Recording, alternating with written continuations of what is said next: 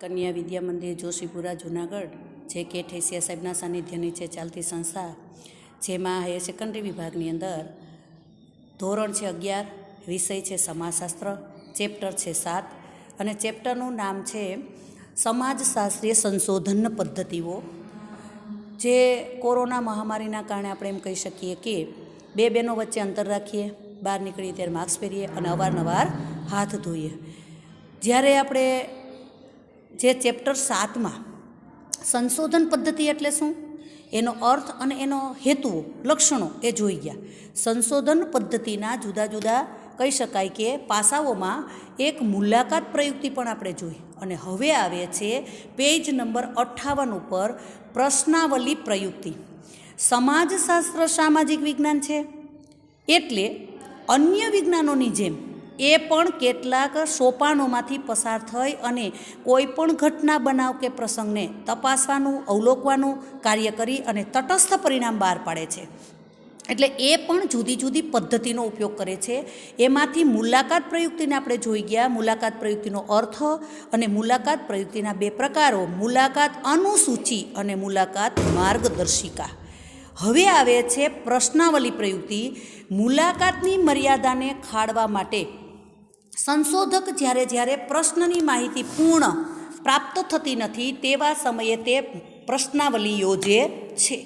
પ્રશ્નાવલી એટલે શું? તો સામાજિક સંશોધનમાં માહિતી એકત્ર કરવાની બીજી પ્રયુક્તિ એટલે પ્રશ્નાવલી પદ્ધતિ। સંશોધન પ્રશ્નના અનુસંધાને સંશોધકે રચેલા પ્રશ્નોની યાદી, એક યાદી તૈયાર કરેલી હોય છે અભ્યાસને અનુરૂપ, અને એ પ્રશ્ન પૂછીને જવાબ પ્રાપ્ત કરી અને માહિતી મેળવે તેને પ્રશ્નાવલી કહેવાય છે। વિદ્યાર્થી જીવનમાં તમે પણ શાળા કે છાત્રાલયમાં પ્રવેશ મેળવવા માટે પ્રવેશપત્રમાં આપેલા પ્રશ્નોની વિગતો જાતે ભરી હશે। એ પ્રવેશપત્ર વિશે વિચારશો તો તમે સમજી શકશો કે પ્રશ્નાવલી વાસ્તવમાં પ્રશ્નોની એક યાદી કે પત્રક છે, જેના જવાબો જે તે વ્યક્તિ જાતે ભરવાના હોય છે। અહીંયા પ્રશ્નાવલીની વ્યાખ્યા આપેલી છે અને તે છે ગુડ અને હન્ટ। પત્રકના ઉપયોગ દ્વારા પ્રશ્નોના ઉત્તરો મેળવવાની એક પ્રયુક્તિ એટલે પ્રશ્નાવલી। પત્રના ઉપયોગથી એટલે કે અગાઉ બનાવેલા પ્રશ્નની જે પત્રક બનાવેલું છે, પ્રશ્નની યાદી બનાવેલી છે, એના ઉપયોગ દ્વારા એનાથી પ્રશ્નો જે છે એના ઉત્તરો મેળવવાની જે પદ્ધતિ એટલે પ્રશ્નાવલી। આ પત્રકના પ્રશ્નોના ઉત્તરો ઉત્તરદાતા જાતે લખે છે। સંશોધક પ્રશ્નાવલીનો ઉપયોગ બે રીતે કરી શકે છે। એક તો કે જો નજીકનું સ્થળ હોય અથવા તો નાનકડો કહી શકાય સંશોધન હોય તો તેવા સમયે રૂબરૂ કે હાથોહાથ પત્રક પ્રશ્નોનું આપી અને માહિતી પ્રાપ્ત કરે છે।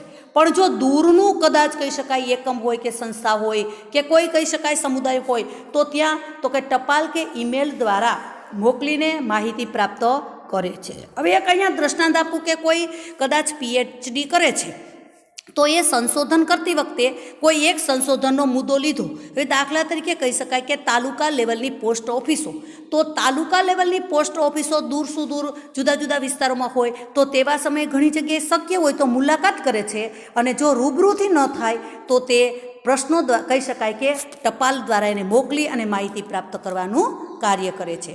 જો સંશોધક સાથે સંકળાયેલા ઉત્તરદાતાઓ કોઈ ચોક્કસ સ્થળે હોય તો સંશોધક તેને રૂબરૂ મળી પ્રશ્નાવલી આપી શકે છે। ઉપરાંત એક નિશ્ચિત સ્થળે નક્કી કરેલા સ્થળે ઉત્તરદાતાઓને એકત્ર કરી અને પ્રશ્નાવલી ભરાવવામાં આવે છે। જો ઉત્તરદાતાઓ સંશોધક કોઈ દૂરના સ્થળે સ્થાયી હોય તો સંશોધક ટપાલ કે ઈમેલ દ્વારા તેને પ્રશ્નાવલી મોકલાવે છે, અને આ પ્રશ્નાવલી પ્રયુક્તિના કેટલાક લાભ અને ગેરલાભો પણ રહેલા છે। એ અહીંયા આપણને મુદ્દાઓ મૂકેલા છે। આપણે જોઈએ કે પ્રશ્નાવલીના લાભો શું શું છે, કે પ્રશ્નાવલી યોજીએ તો કેવો આપણને લાભ થાય છે કે સંશોધકને લાભ થાય છે, કઈ રીતે માહિતી તાત્કાલિક કે સરળતાથી પ્રાપ્ત કરી શકાય છે।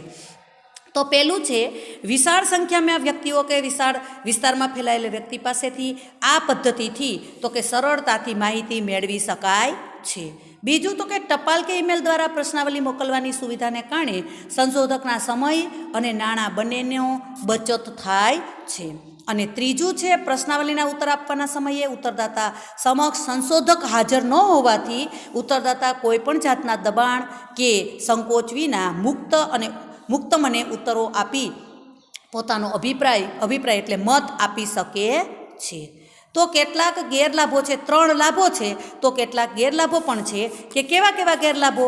તો કે પહેલું છે કે પ્રશ્નાવલીનો ઉપયોગ માત્ર શિક્ષિત વર્ગ પૂરતો જ સીમિત રહે છે, કારણ કે શિક્ષિત હોય એ જ વાંચી શકે છે, નિરીક્ષર હોય એ તો વાંચી શકતા નથી, તો એના માટે એ નકામી બની જાય છે. એટલે પહેલું કહી શકાય કે ગેરલાભ, નુકસાનકારક અસર કે પ્રશ્નાવલીનો ઉપયોગ માત્ર શિક્ષિત વર્ગ પૂરતો જ સીમિત છે.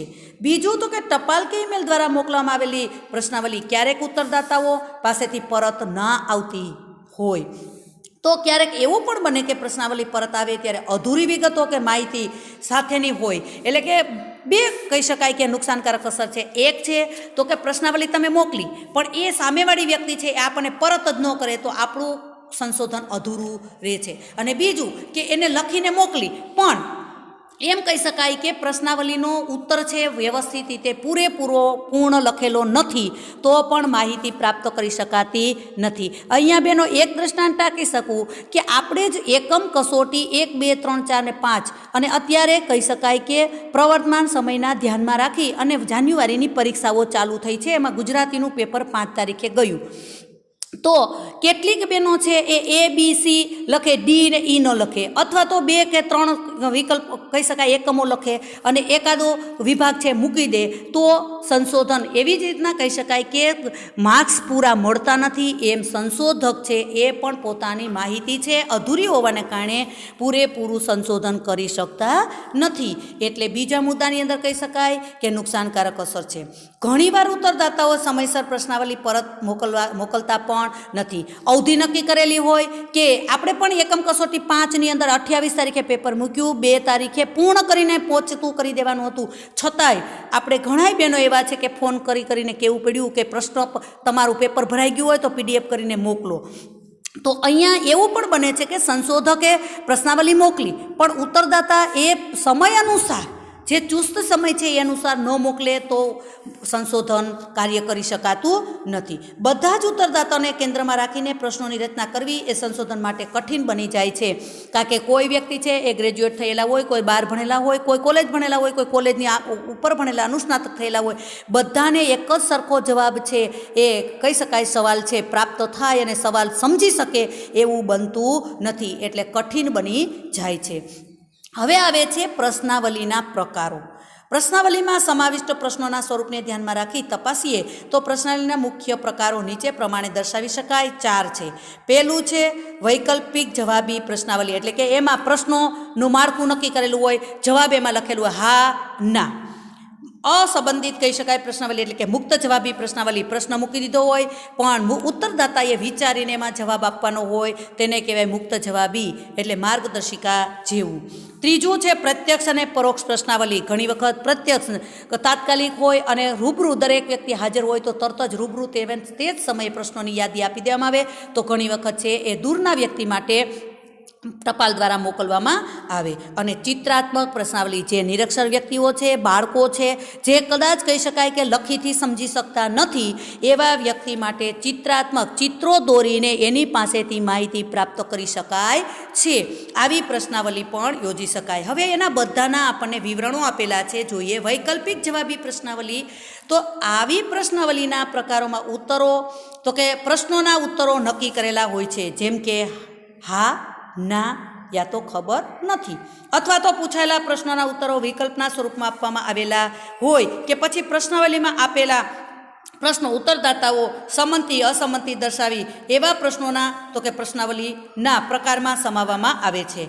આ પ્રશ્નાવલીમાં પૂછાયેલા પ્રશ્નોને પ્રતિબંધિત પ્રશ્નાવલીને પ્રતિબંધિત પ્રશ્નાવલી તરીકે પણ ઓળખવામાં આવે છે. તમારે એમાં કોઈ વિચારવાનું આવતું નથી, પૂછવાનું કોઈને આવતું નથી, ખાલી માત્ર હા, ના. ઘણી વખત આપણે વિદ્યાર્થીઓને ક્લાસમાં અમે પૂછતા હોઈએ છીએ કે આવતીકાલે રજા છે, તો ઘણા કહેશે હા, ઘણા કહેશે ના, ઘણા કહેશે ખબર નથી. એટલે આ રીતે સંશોધક છે એ પણ જ્યારે સંશોધન કરે છે તેવા સમયે પ્રશ્નાવલીમાં ચુસ્ત નિશ્ચિત કહી શકાય કે વૈકલ્પિક જવાબી પ્રશ્નોનું માળખું રચતા હોય છે, જેને વૈકલ્પિક જવાબી પ્રશ્નાવલી કહેવામાં આવે છે. બીજો પ્રકાર છે અને એ છે તો કે બીજો પ્રકાર છે અને એને કહી શકાય કે મુક્ત જવાબી પ્રશ્નાવલી, જે તો કે પ્રશ્નાવલીમાં પ્રશ્નોના જવાબો ઉત્તરદાતાએ પોતાના શબ્દોમાં કોઈ પણ પ્રકારના પ્રતિબંધ વગર મુક્ત રીતે આપવાના હોય તેવી પ્રશ્નાવલીને તો કે મુક્ત જવાબી પ્રશ્નાવલી કહેવામાં આવે છે.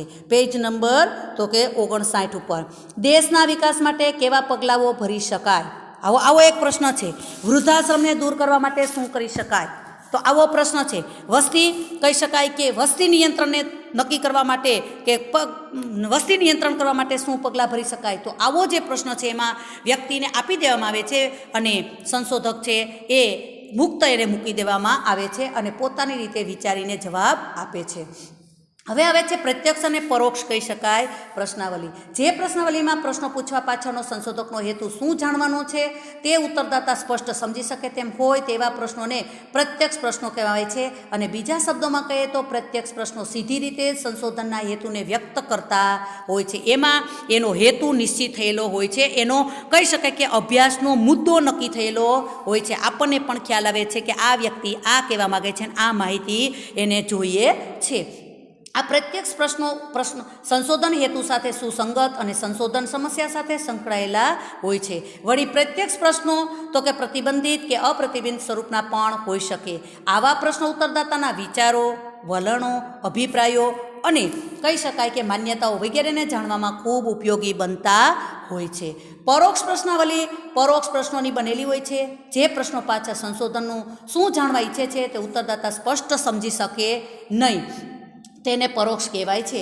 આવા પ્રશ્નો સંશોધન હેતુ સાથે સીધા સુસંગત અને સંબંધમાં હોતા નથી, પરંતુ ધારણા કે સિદ્ધાંતથી તે સંશોધનના હેતુ સાથે સંકલિત હોય છે. આપણે પણ બહેનો ઘણી વખત કહેતા હોઈએ છીએ કે વાદળા બંધાણા વરસાદ આવશે અથવા કાગડો બોલ્યો મહેમાન આવશે. તો આ અટકળો છે, એ અટકળો સાચી દર વખતે પડે તેવું જોવા મળતું નથી. એમ પરોક્ષ પ્રશ્નાવલીમાં પણ કેટલાક હેતુઓ છે સંપૂર્ણ રીતે સિદ્ધ થાય એવું જોવા મળતું નથી. જેમાં સંદિગ્ધ ચિત્રો દર્શાવીને ઉત્તરદાતાને પૂછવામાં આવે છે આ ચિત્રો શું સૂચવે છે કે આ ચિત્ર શાનું છે? આવી કોઈ અધૂરું વાક્ય આપી અને તેને પૂર્ણ કરવા માટે ઉત્તરદાતાને કહેવામાં આવે તો તેને પરોક્ષ પ્રશ્નાવલી કહેવામાં આવે છે. અને છેલ્લો મુદ્દો આવે છે ચિત્રાત્મક પ્રશ્નાવલી. નિરક્ષર ઉત્તરદાતા કે બાળકો પાસેથી માહિતી એકત્ર કરવા માટે વિવિધ ચિત્રોનો ઉપયોગ કરવામાં આવતો હોય છે અને આવી પ્રશ્નાવલીને ચિત્રાત્મક પ્રશ્નાવલી કહેવામાં આવે છે. તમને પણ મનોવિજ્ઞાન વિષયની અંદર તમે જુઓ કે કેટલાક ચિત્રો મૂકેલા હોય છે, સાઈના ધાબાવાળું અથવા તો બે દીવા છે ઊંધા મૂકેલા હોય, આપણને લાગે કે નમન કરતી સ્ત્રીના મોઢાઓ છે. આવા સંદિગ્ધ કહી શકાય ચિત્રો મૂકેલા હોય ને એને પાસેથી માહિતીઓ છે એ પ્રાપ્ત કરવામાં આવતી હોય છે. બેનો અહીંયા આપણે 7મા પીરિયડની અંદર 7મા ચેપ્ટરની અંદર ચોથા પીરિયડમાં આપણે પ્રશ્નાવલીના અર્થ અને પ્રશ્નાવલીના લાભ ગેરલાભ અને એના પ્રકારો છે એ જોઈ ગયા. બને ત્યાં સુધી પુસ્તકના આધારે જ પ્રશ્નો તૈયાર કરવા, હેતુલક્ષી પ્રશ્નોને MCQ વધારે તૈયાર કરવા, કારણ કે ક્યારે પરીક્ષામાં કઈ રીતે પૂછાય એ હજી માળખું નિશ્ચિત થયેલું નથી. આવતા પીરિયડમાં આપણે જોઈશું નિરીક્ષણ પ્રયુક્તિ એટલે શું, તે નિરીક્ષણ પ્રયુક્તિના પ્રકારો. અસ્તુ.